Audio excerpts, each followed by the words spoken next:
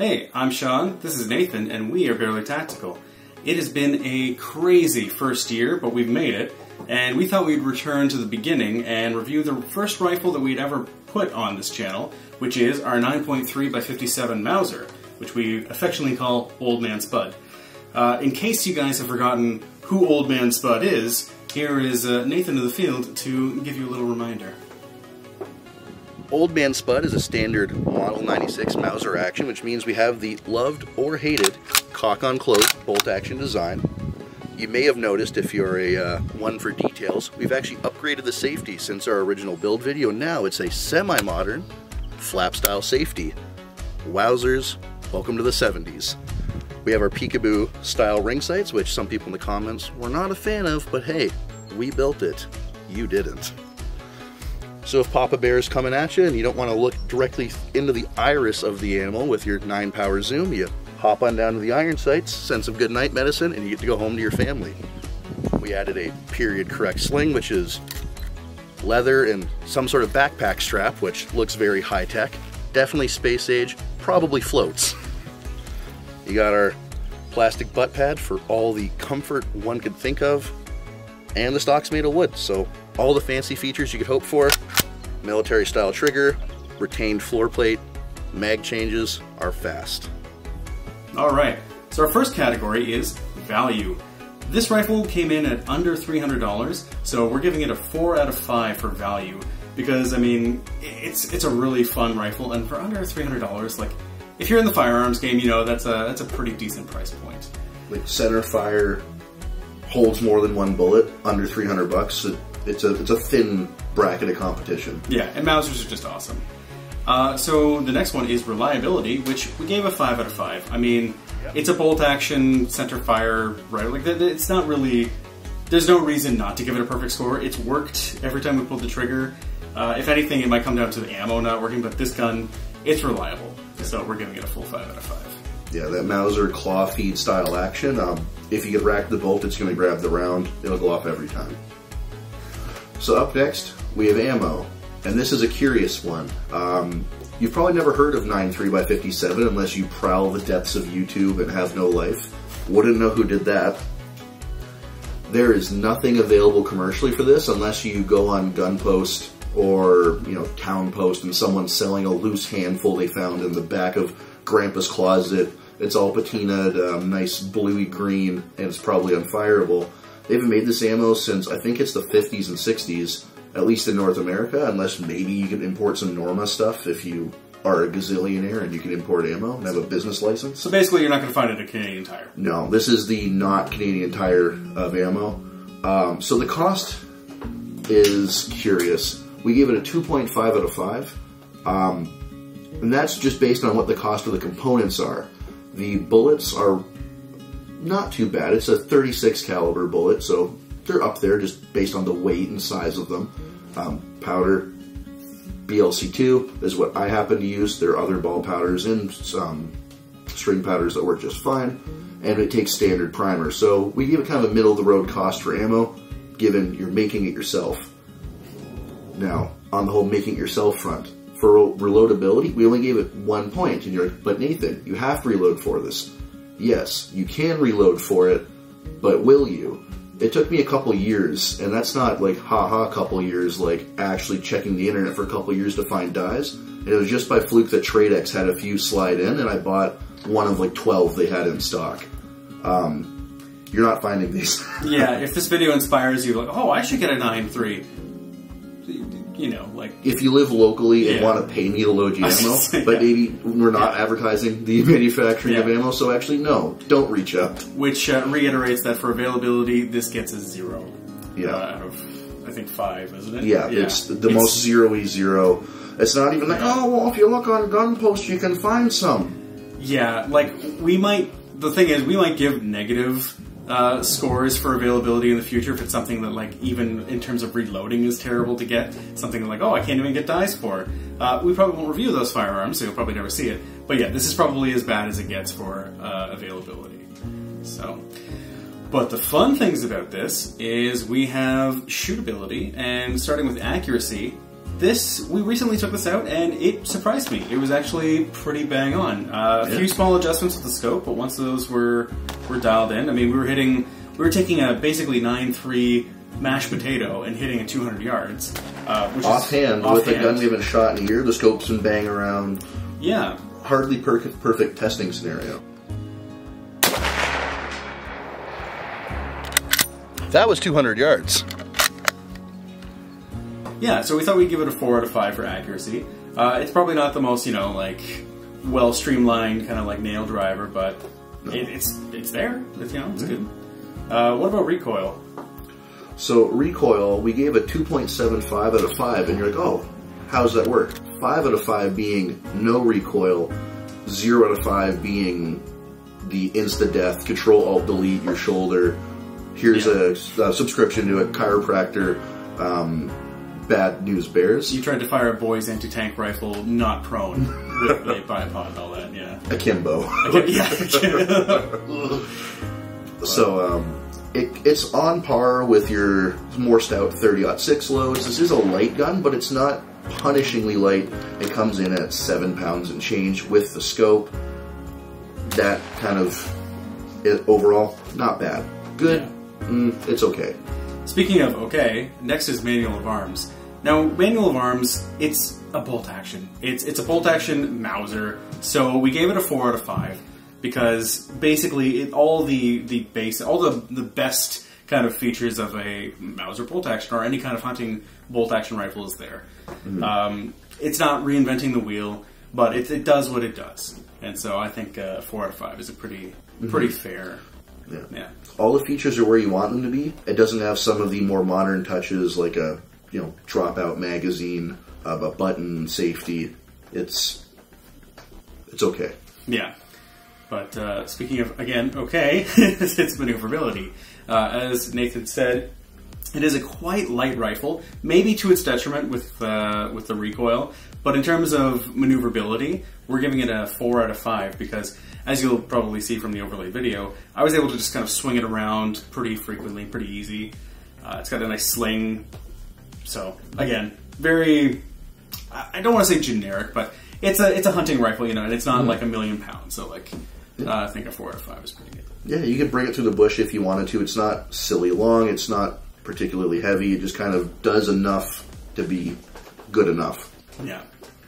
So next we have power. Yeah, so under the firepower, we have 3 main categories, the first of which being power. We gave it a 3.5 out of 5, and you might think, oh, that seems a little low. Well, it's pushing a 286 grain bullet, about 2150 to 2200 feet per second. It's pretty substantial.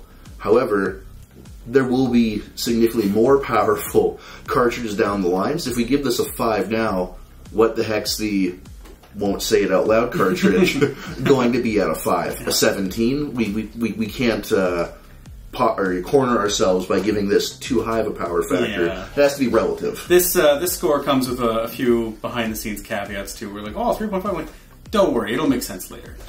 We're giving ourselves some room to maneuver here. Exactly. And I think you guys are going to enjoy the pain we inflict on ourselves in the future here. Yeah. You still have that chiropractor's number? I hope I do. I should, scoliosis. We'll pull the Rolodex and we'll see. Fix my scoliosis. Ah, yes, 905. Yeah. Hey, I'm bent over like completely backwards. What should I do for this? Like, just die. Epsom salts. Okay, Epsom perfect. salts? Oh, yeah. Okay. Hot water bottle. Yeah.